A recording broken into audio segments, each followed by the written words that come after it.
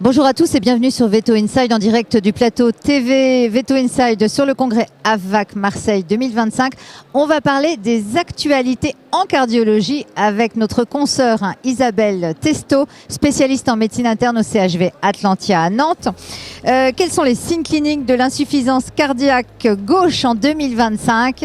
C'est le sujet de cet épisode. Bonjour Isabelle. Bonjour Valérie. Bon Isabelle, la toux, ce n'est plus un signe infaillible d'insuffisance cardiaque congestive, contrairement à ce qu'on avait tendance à dire jusqu'à présent. C'est plus le cas. Pourquoi ? Ouais, c'est absolument pas un signe d'insuffisance cardiaque congestive. En fait, lors d'insuffisance cardiaque congestive, l'œdème va se former d'abord dans l'interstitium pulmonaire, puis dans les alvéoles pulmonaires, et les centres de la toux sont situés sur la trachée et les bronches. Donc un animal qui présente un œdème pulmonaire ne tousse pas. Il va dyspner, mais il ne tousse pas. Donc la toux, lors de cardiopathie, est liée au fait que l'oreillette gauche se dilate, liée à la cardiopathie, et donc vient comprimer la bronche et vient déclencher la toux, donc par compression de la bronche souche gauche. Bon, merci pour ce petit point déjà de rappel qui est important. Quels sont les signes actuellement à relever justement que tu conseillerais pour caractériser l'insuffisance cardiaque chez le chien? Et j'imagine qu'on va parler de fréquence respiratoire. Oui, tout à fait. En fait, le vrai signe d'insuffisance cardiaque congestive, c'est une augmentation de la fréquence respiratoire. Et donc, c'est maintenant le gold standard pour réussir à dépister, alors pour le vétérinaire lors de la consultation, mais également pour les propriétaires, dépister cette fameuse insuffisance cardiaque et se poser la question, tiens, mon chien est en train de décompenser ou a de l'œdème, il va falloir que je consulte. Bon, un petit mémo quand même au passage. Est-ce que tu peux nous rappeler les normes de fréquence respiratoire chez le chien, s'il te plaît ? Alors, chez le chien, la fréquence respiratoire normale, elle est largement inférieure à 20 mouvements respiratoires par minute. Donc là, il y a des dernières études qui sortent qui montrent que globalement, les médianes de fréquence respiratoire sont aux alentours de 16 mouvements respiratoires par minute chez le chien.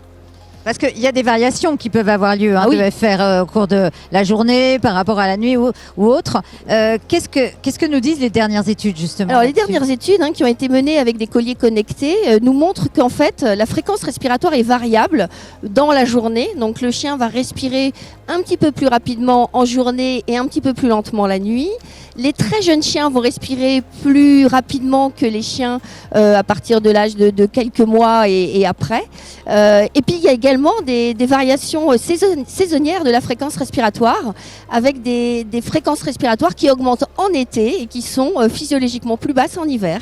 D'accord. Combien de relevés de FR a-t-on besoin justement pour pouvoir, par expérience, avoir une mesure fiable de la fréquence respiratoire chez un chien? Il n'y a pas de nombre de relevés. Il faut surtout faire le relevé chez un chien au repos, donc idéalement à la maison. Et puis dans des moments où il est le plus calme possible. Donc c'est ce qu'on demande de faire au propriétaire. Et si jamais il fait un ou deux relevés qui dépassent les normes dont on a parlé, on va demander au propriétaire d'être beaucoup plus attentif et de faire plusieurs relevés à la suite pour vraiment caractériser la problématique de l'insuffisance cardiaque. Et toi, tu me parlais tout à l'heure, tu as l'air d'avoir un intérêt certain pour les colliers connectés. C'est intéressant dans ces cas-là pour la FR ?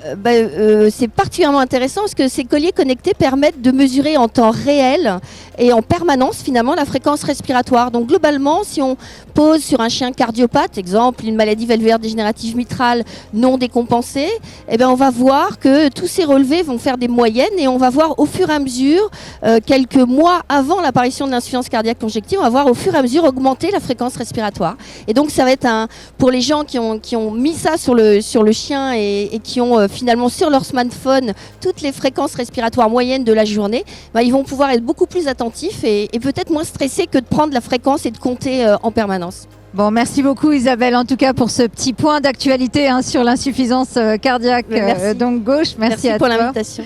En tout cas, j'espère que cet épisode vous aura intéressé. N'hésitez pas à suivre Veto Inside, donc la chaîne vétérinaire et étudiants vétérinaires et ASV qui est gratuite et avec plein d'actus en cardiologie entre autres, avec nos spécialistes, mais également des actus dans plein de domaines différents et sur la profession et en management. Allez, à très vite sur la chaîne.